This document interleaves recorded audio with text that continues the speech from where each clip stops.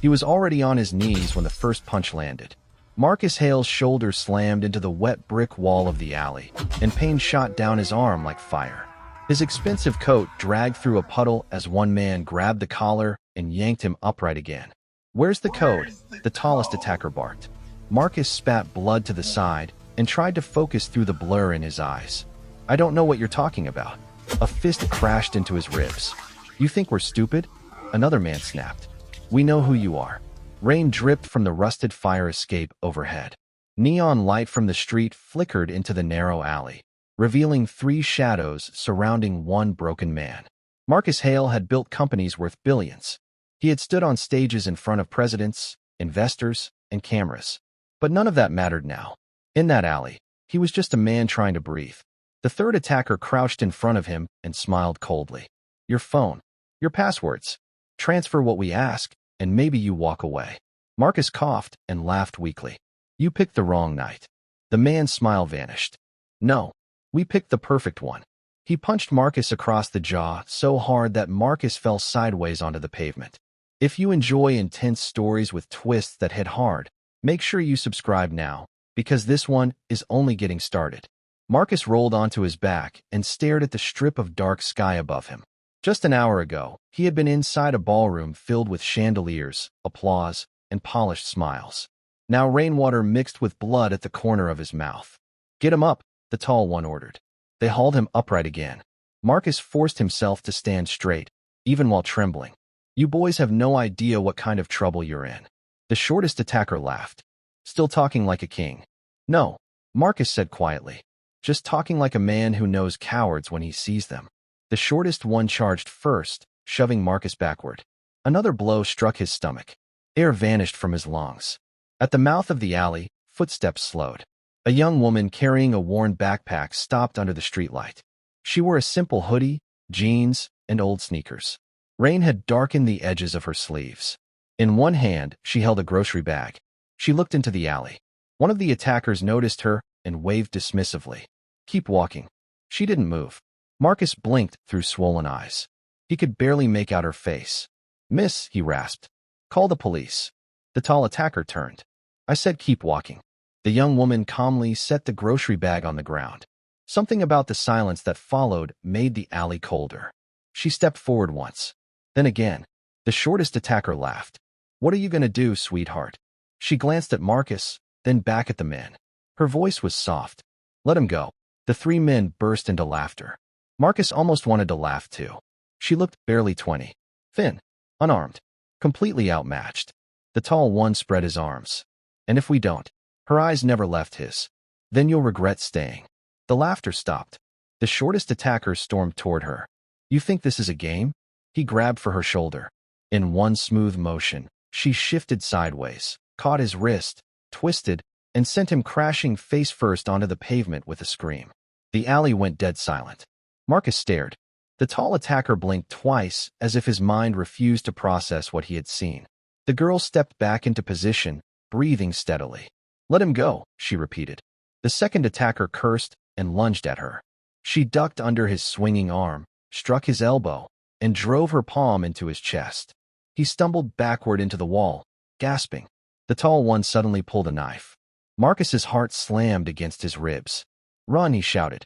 But she didn't run. She looked at the knife, then at the man holding it. "You still have time," she said. He rushed forward. What happened next was so fast Marcus would replay it in his mind for months. She kicked his wrist. The knife flew into a puddle. She stepped inside his momentum, turned, and dropped him hard onto his back. The impact echoed through the alley. All 3 attackers were down. Rain kept falling. The young woman picked up the knife, folded it closed, and tossed it far behind her. Then she turned to Marcus. "Can you stand?" Marcus tried, failed, and shook his head. She walked over, crouched beside him, and checked the cut near his temple with surprising gentleness. "You need a hospital." Marcus managed a strained smile. "You just saved my life." She shrugged. "You're still bleeding." He studied her face now. Calm eyes. No fear. No excitement. Just focus. "Who are you?" he asked. Before she could answer, sirens sounded in the distance. She stood immediately. "No," Marcus said. "Wait." She picked up her grocery bag. "I need to thank you." "You already did," she said. I don't even know your name. She hesitated. Amara. Then she started walking away. Marcus reached weakly toward her. Amara. She paused without turning. Why did you help me? Her shoulders stiffened. Because years ago, she said quietly. Someone helped me first. Then she disappeared into the rain. Marcus stared after her as police lights painted the alley blue and red. Hours later, after stitches, scans, and endless questions, Marcus sat alone in a private hospital room. His assistant Daniel paced beside the bed. You should never have left the gallows alone, Daniel snapped. I told you security should stay with you. Marcus barely listened. Find her. Daniel stopped. What? The girl. Amara. You were attacked by 3 men. And saved by 1 girl. Marcus. Find her. Daniel sighed. We don't have a last name. Then start with the police cameras, traffic cameras, street shops, whatever it takes. Daniel stared at him. Why does this matter so much? Marcus looked toward the rain-streaked window. Because when she said someone helped her first, he swallowed slowly. She looked at me like I was supposed to remember. The next morning, news exploded across every channel. Billionaire businessman assaulted in alley. Mystery woman saves him. Speculation flooded the internet. Was she bodyguard? Ex-military? Staged hero? Martial artist? Marcus ignored it all. He replayed her words. Someone helped me first. By afternoon, Daniel returned with a folder. We found footage. She lives on the east side. Small apartment building. Works part-time at a bookstore. Full name, Amara Johnson. Marcus took the folder. Inside was a photo of her carrying boxes into a narrow shop. Simple clothes. Tired posture. Same calm eyes. Schedule a meeting. Daniel frowned. At least let security clear it. She's not a threat. Daniel looked at Marcus's bruised face. You said that last night about the city. Marcus almost smiled. By sunset, a black car stopped outside a modest bookstore squeezed between a laundromat and a bakery. Inside, Amara stacked novels onto a display shelf.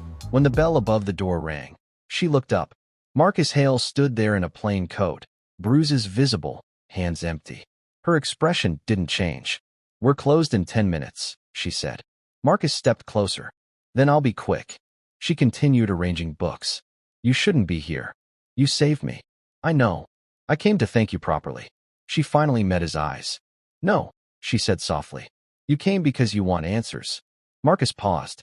She was right.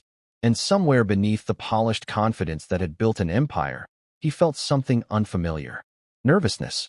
If you're hooked already, comment where you're watching from, because the truth behind Amara is about to change everything.